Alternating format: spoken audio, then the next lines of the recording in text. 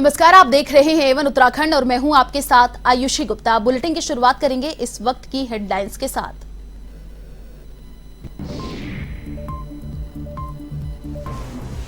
गृह मंत्री अमित शाह के घर उत्तराखंड के बीजेपी नेताओं का जमावड़ा। नए सीएम के नाम पर किया गया मंथन। पुष्कर सिंह धामी, मदन कौशिक, त्रिवेंद्र रावत और सतपाल महाराज रहे मौजूद।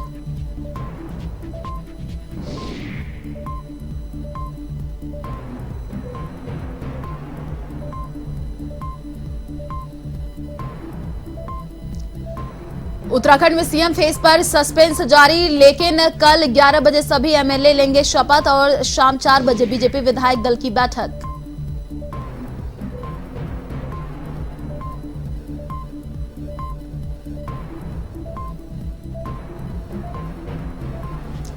उत्तराखंड में कांग्रेस की हार पर होगा मंथन। देहरादून में 21 मार्च को समीक्षा बैठक। प्रभारी देवेंद्र यादव और अविनाश पांडे की मौजूदगी में सभी बड़े नेता रहेंगे मौजूद।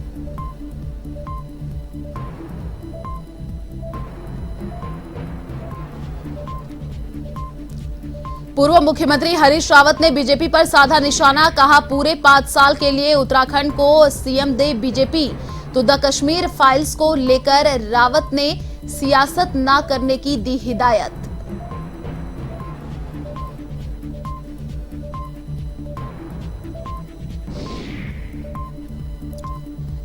उत्तरकाशी के स्वजल विभाग में भ्रष्टाचार का मामला। धांधली का आरोप लगाते हुए युवक चढ़ा मोटर पुल पर। प्रशासन और एसडीआरएफ के साथ ग्रामीणों ने समझाकर उतारा। द्वारी गांव की घटना।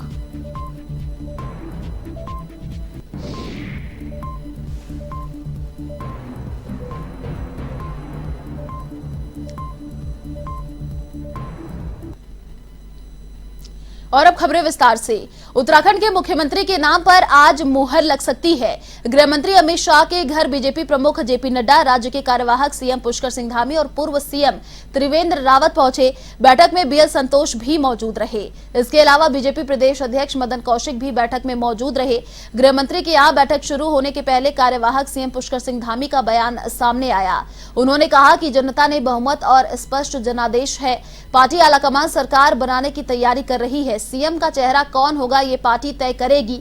वहीं उत्तराखंड के पूर्व मुख्यमंत्री त्रिवेंद्र सिंह रावत ने कहा कि हमारे पास बहुत सारे चेहरे हैं और कई दावेदार भी हैं।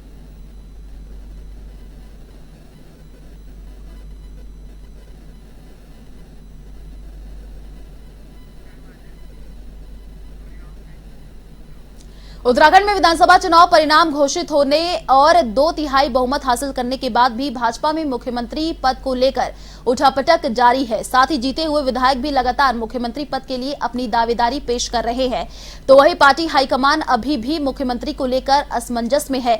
रविवार को भाजपा में विधायक दलों की बैठक होनी है, लेकिन प्रदेश अध्यक्ष मदन कौशिक और कार्यवाहक मुख्यमंत्री पुष्कर सिंह धामी के दिल्ली में होने से बैठक टल गई।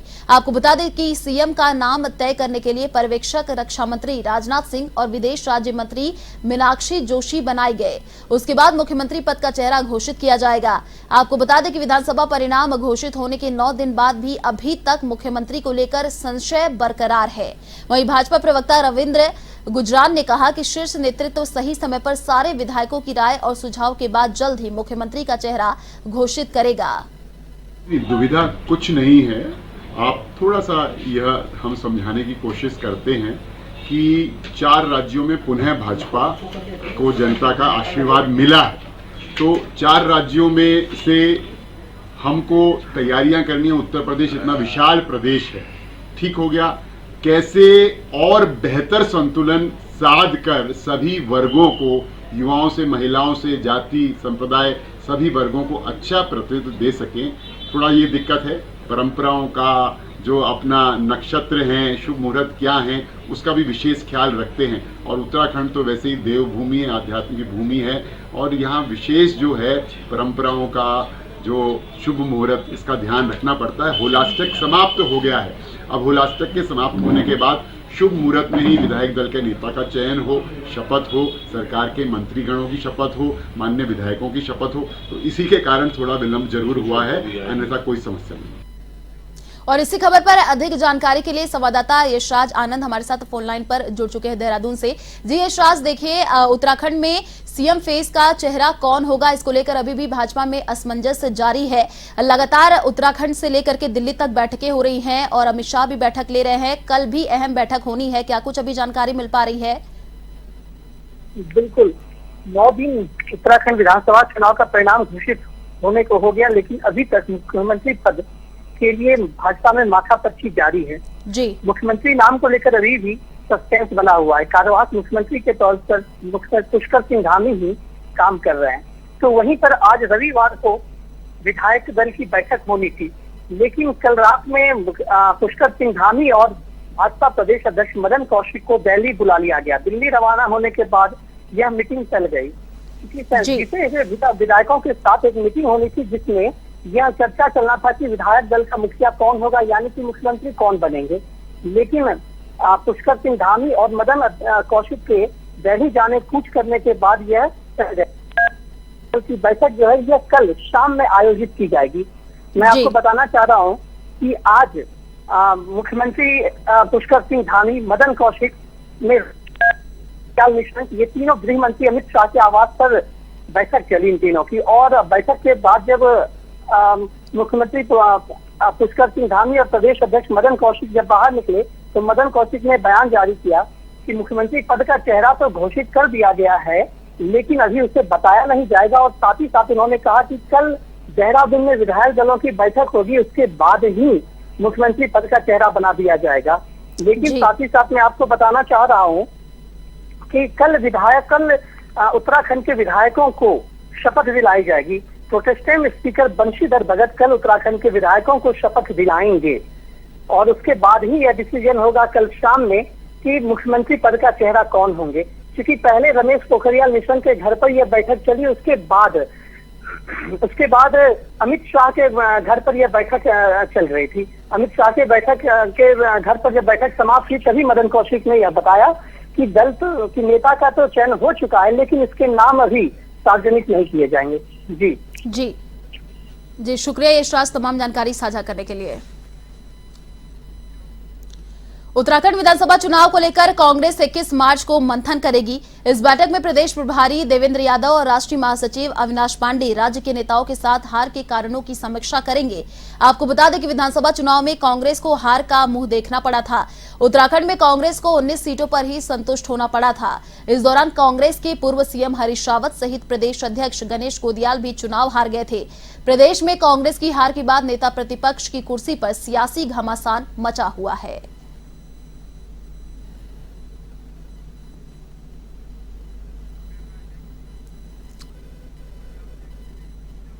हरीश रावत ने बीजेपी पर निशाना साधा है। उन्होंने कहा कि पूरे 5 साल के लिए उत्तराखंड को बीजेपी सीएम दे। साथ ही उन्होंने कहा कि 1990 में कश्मीर में बर्बरतापूर्ण अत्याचार का द कश्मीर फाइल्स कथानक है। इस पर राजनीति विवाद की गुंजाइश नहीं है। उस दौरान संसद में रहते हुए उन्होंने इन घटनाओं को उठाया था। उन्होंने कहा कि कश्मीर में आगे की तरफ देखने की आवश्यकता है। आतंकवाद के खात्मे के लिए पूरी राष्ट्रीय शक्ति लगाई जाए और जहां भी ये आतंकवाद पनप रहा है वहीं उसको नष्ट किया जाए।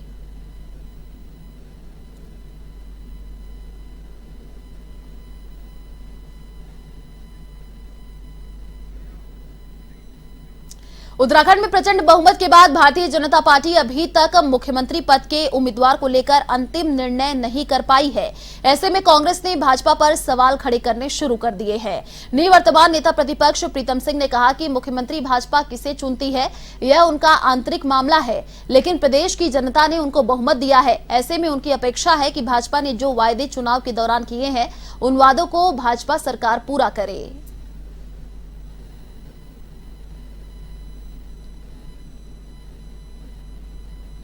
देखिए, वैसे तो ये भारतीय जनता पार्टी का अंदरूनी मामला है।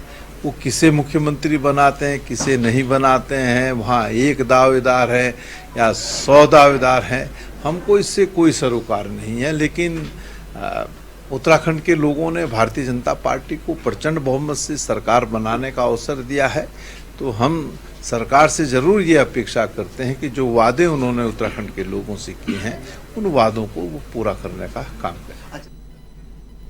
उत्तराखंड में कांग्रेस की हार के साइड इफेक्ट भी अब सामने आने लगे हैं। ऐसे में कांग्रेस की हार का ठिकरा खुद पर फोड़े जाने से नाराज कांग्रेस नेता अकील अहमद ने कांग्रेस पार्टी से निष्कासित करने की मांग की है।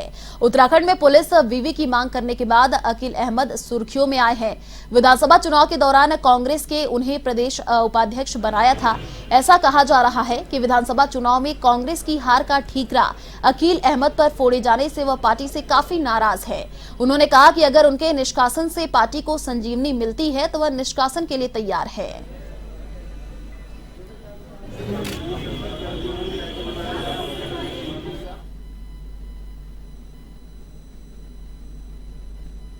कि इसमें जो है, और हमें कहा कि आप पुष्टिकरण की राजनीति करें। मेरी ऐसी कोई मंशा नहीं थी कि खाली जो है मैं इसमें खाली मुस्लिमों के लिए, इसमें जो है मुसलमान भी, हिंदू भी, सारे सिख ईसाई भाई, हर यूनिवर्सिटी में जो है सबका दाखिला होता है, सब जो है पढ़ते हैं। तो ये शिक्षा को लेकर जितना बड़ा मोमेंटम जो है बीजेपी ने बनाया, बीजेपी के पास उन्होंने कोई काम किया नहीं। जो जनता से वादा किए थे उन वादों पे जो है बीजेपी खरी नहीं उतरी। उन्होंने इस मुद्दे को बना के जो है, मैं समझता हूँ कि उससे उन्होंने मुद्दा बनाया, लेकिन जनता ने उन्हें जनादेश दिया। अब जनता ने उन्हें जनादेश इस विषय में दिया या और उनके राष्ट्रवाद पे दिया, ये तो जनता जाने दे। लेकिन मैं ये कहूँगा कि मुस्लिम यूनिवर्सिटी का बयान इतना बड़ा बयान नहीं था कि जिस पे जो है कांग्रेस के जो बड़े लीडर हैं वो भी ये कह रहे हैं कि ये मुस्लिम यूनिवर्सिटी से हमें नुकसान हुआ जो है। और हमारे जो अध्यक्ष हैं, प्रदेश अध्यक्ष गणेश गोंदियाल जी, उनकी उन्होंने जो कहा बड़े शर्मनाक बात है, जो है मैं निंदा करता हूँ उनके बयान की। उत्तराखंड परिवहन का टैक्स जमा करने की ऑनलाइन साइट बंद होने से श्रद्धालुओं की मुसीबत बढ़ गई है। आरटीओ बैरियर, चरुबेटा, मुडेली जगह जगह बसें रुकी रही। आपको बता दें कि उत्तराखंड में ऑफलाइन टैक्स जमा होना बंद हो चुका है, जिसके चलते हजारों श्रद्धालु खटीमा बॉर्डर पर फंस गए हैं। वहीं अलीगढ़ से आई श्रद्धालुओं की बस के चालक विशाल ने बताया कि सुबह 5 बजे से फंसे हुए हैं और परिवहन विभाग के अधिकारी फोन उठाने को तैयार नहीं है।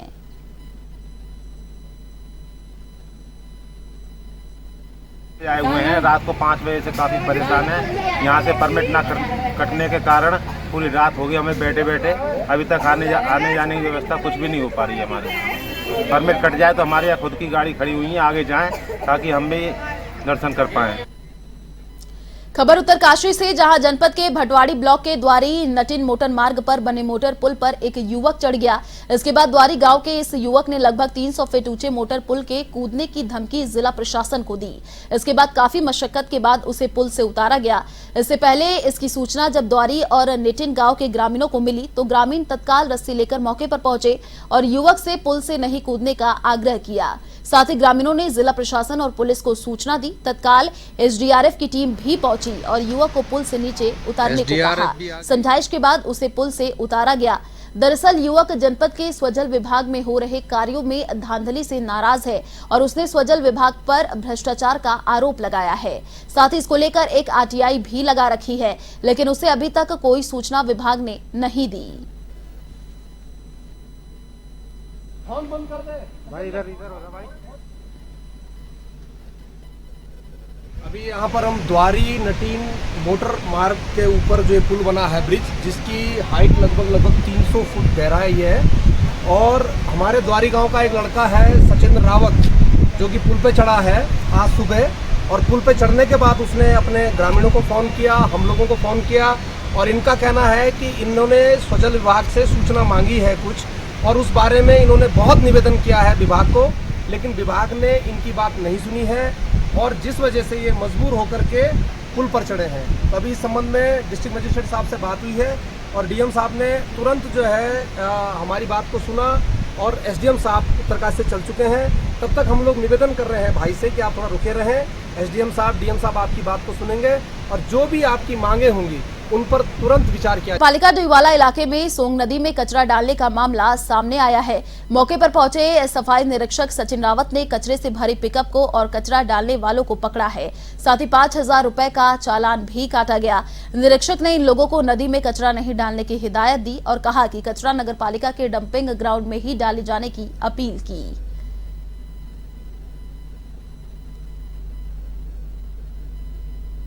आज हम लोग निरीक्षण में निकले थे, नगर पालिका की पूरी टीम, ये कूड़ा फेंकने वाले जो जगह जगह पे कूड़ा फेंकते हैं तो उनको चिन्हित कर रहे थे।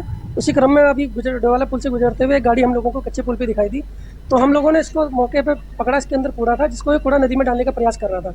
तो मौके पे हम लोगों ने इसको पकड़ के इसमें 5,000 रुपये जुर्माना अंकित किया और भविष्य में से चेतावनी दी कि इस प्रकार का कूड़ा कभी भी इस तरीके से नहीं डालेगा।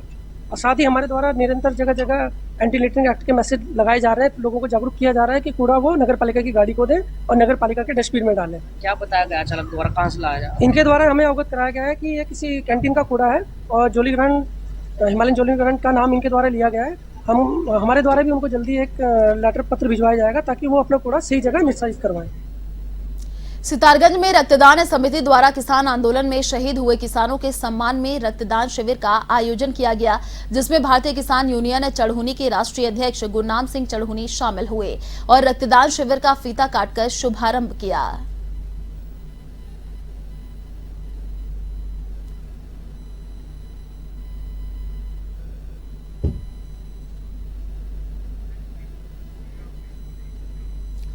खटीमा के दुरुस्त गांव सरपुड़ा में होली के दिन हुए जमकर बवाल के बाद ग्रामीणों को पूछताछ के लिए पुलिस ने हिरासत में लिया और मामले की जानकारी लेने मौके पर खटीमा के नायब तहसीलदार यूसुफ अली पहुंचे। आपको बता दें कि विवादित जमीन पर होलिका दहन को लेकर गांव के ही दो पक्षों में तनातनी हो गई थी और विवाद सुलझाने पहुंची पुलिस व ग्रामीणों के बीच हुई मारपीट व पथराव हो गया, जिसके बाद ग्रामीणों में दहशत और भय का माहौल है।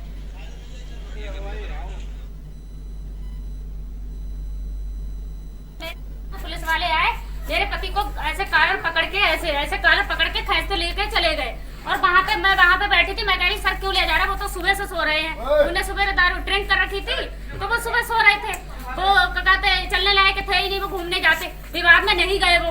और मैं वहाँ पे खड़ी थी, बल्कि मेरे पति वहाँ से लेके आए, मुझे कहा कि तुम वहाँ मत खड़ी हो विवाद में, क्योंकि गांव का विवाद है, हमें नहीं लड़ना है किसी से।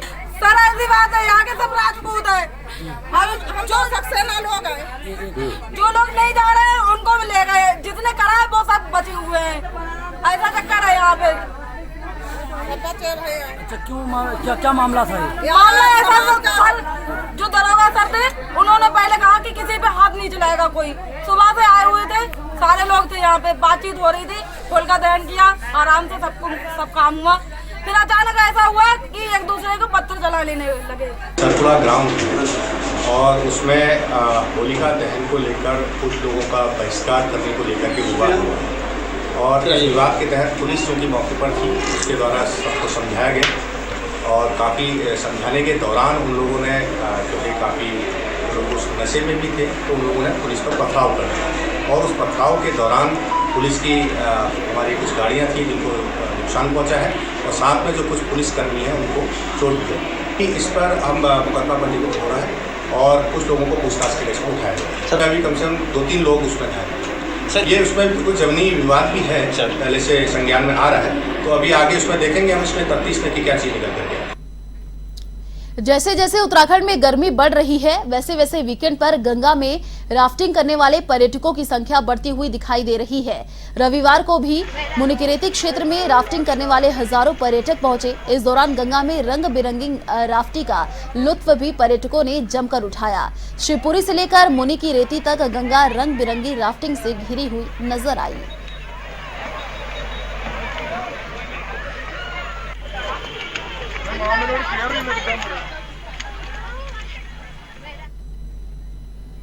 उद्यान विभाग पौड़ी की ओर से जनपद के कृषकों की आय में वृद्धि करने के साथ ही पलायन पर रोक लगाने के लिए एप्पल मिशन के तहत सेब की खेती से लाभ पहुंचाने का काम किया जा रहा है। वहीं मुख्य उद्यान अधिकारी डॉक्टर डीके तिवारी ने बताया कि एप्पल मिशन के तहत जनपद पौड़ी के 9 किसानों को 4,650 पौधे दिए गए हैं, जो कि 1.86 हेक्टेयर भूमि पर सेब की खेती कर रहे हैं। इस हाइब्रिड पौधे की विशेषता है कि इनमें करीब 2 साल में फल आने की शुरू हो जाते हैं और इन फलों का रंग व गुणवत्ता बेहतरीन होती है और बाजारों में इनकी बहुत मांग है।